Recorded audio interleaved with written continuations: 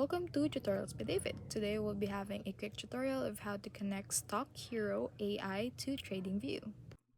So here's how to connect your StockHero to your TradingView.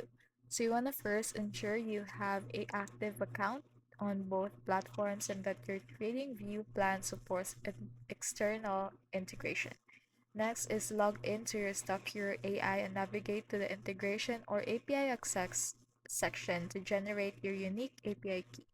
Next, open TradingView, go to Alerts or Webhook settings and paste the API key along with the designated endpoint provided by StockHero AI.